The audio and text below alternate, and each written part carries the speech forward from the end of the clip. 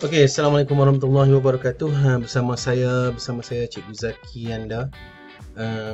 Untuk tajuk pengenalan kepada reka cipta.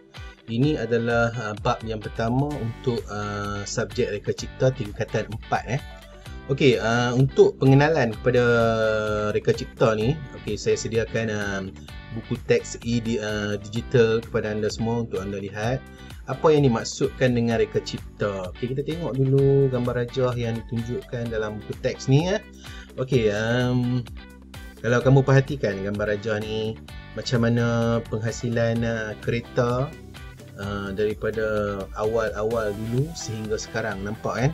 Macam mana bentuk kereta yang dihasilkan, mula-mula macam ni, kemudian dia berevolusi, mula-mula 3 tayar, kemudian 4 tayar tanpa bumbung, kemudian ada bumbung, ada cermin apa semua, sehinggalah sekarang.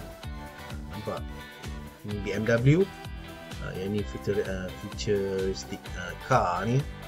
Itu maksudnya kereta pun berevolusi. Jadi dalam tajuk reka cipta ni kita akan belajar macam mana evolusi suatu perkara itu dihasilkan. Okey, objektif pembelajaran pada kali ini ialah untuk mengenal pasti latar belakang reka cipta, apa itu maksud reka cipta, inovasi dan kreativiti. Seperti itu, dalam bab ni juga kita akan belajar tentang perkembangan reka cipta daripada zaman pra-revolusi industri, kemudian dia beralih kepada revolusi industri dan seterusnya kepada revolusi industri kedua. Okay, nah? Kemudian kita akan belajar, kita akan mengenali pereka-pereka cipta di dalam negara kita dan di luar negara, dan apakah hasil-hasil reka cipta yang mereka hasilkan. Okey, sebelum tu kita tengok dulu apa itu reka cipta. Okay, nah? Apa yang kamu faham tentang reka cipta? Okey, reka cipta ni sebenarnya adalah yang pertama, penyelidikan dan pembangunan. Kita selidik suatu perkara untuk memudahkan kehidupan manusia. Kita selidik tentang masalah yang dihadapi oleh manusia dan macam mana kita nak membangunkan sesuatu produk itu untuk menyenangkan manusia, diri kita sendiri. Ya. Kemudian yang seterusnya kita kenal pasti masalah. Apa masalah? Contohnya macam kita nak sapu sampah. Bila kita nak sapu sampah, kita nak memudahkan kerja sapu sampah kita supaya lebih cepat proses menyapu sampah tu. Apa yang perlu kita buat? Kan? Kita kena cipta benda apa? Kalau dulu orang sapu sampah pakai penyapu kan. Sekarang orang dah ada vacuum cleaner. Letak saja, sampah masuk terus dalam vacuum. Okey, jadi untuk menjadi seorang ahli reka cipta, kita memerlukan idea yang menarik, yang lain daripada yang lain. Okey. Kemudian daripada idea tu kita menghasilkan produk, dan kemudian daripada produk tu kita menghasilkan teori-teori kan, untuk menghasilkan reka cipta. Dan dalam reka cipta juga mesti ada kepakaran. Kita tak boleh duduk diam saja, kita kena ada kepakaran. Kita mesti bertindak untuk menghasilkan sesuatu. Okey, seterusnya kita tengok kita tengok muka surat yang seterusnya. Dia slow sikit ya. Okey, apa yang dimaksudkan dengan kita tengok latar belakang reka cipta ni berasal daripada perkataan Latin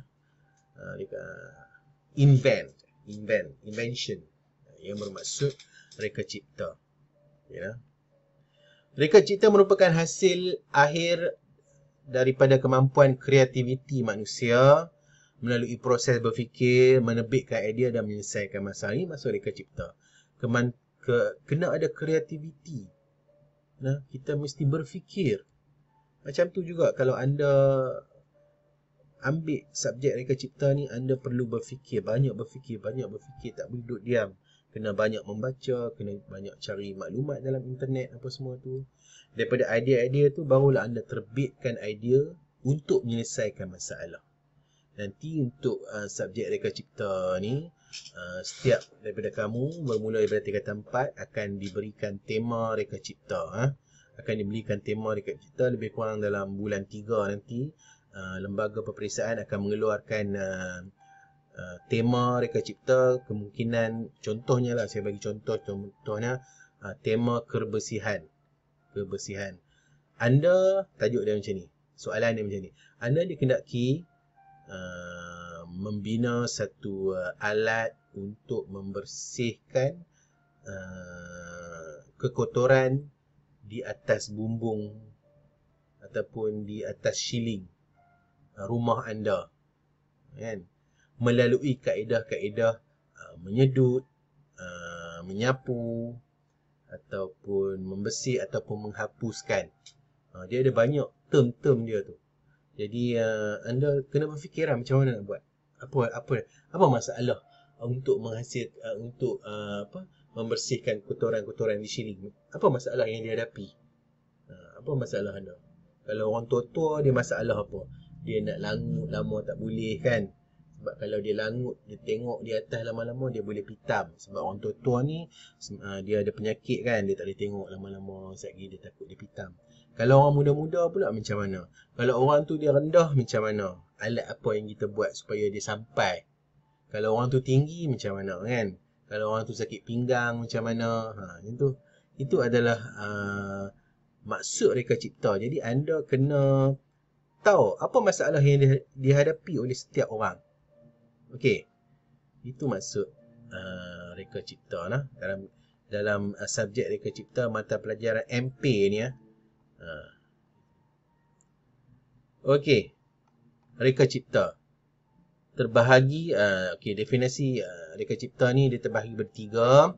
Yang pertama ialah inventif, yang kedua ialah inovasi, dan yang ketiga ialah kreativiti. Kena ada ketiga-tiga ni untuk anda menjadi seorang pereka cipta yang bagus. Apa maksud inventif?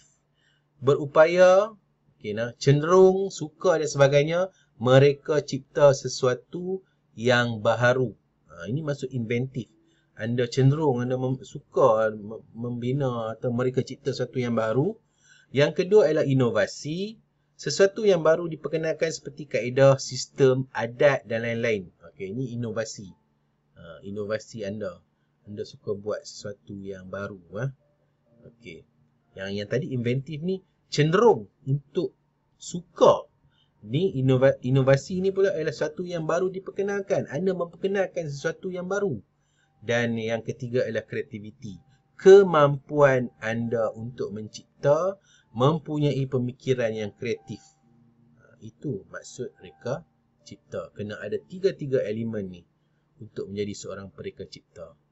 Jadi saya harap anda dapat gambaran tentang subjek reka cipta ni untuk pelajar-pelajar baru tingkatan 4 yang memilih subjek reka cipta. Okey, buat masa ni sampai sini saja saya punya pengenalan tentang tajuk reka cipta ni. Tadi kita tengok apa maksud reka cipta, apa itu reka cipta, kan? Lepas tu maksud dia inventif, inovasi, kreativiti ni semua anda kena faham. Okey, sekian saja saya punya penerangan tentang subjek reka cipta ni. Supaya nanti kita akan berjumpa lagi dalam video yang seterusnya. Sekian, berjumpa lagi. Assalamualaikum dan salam sejahtera.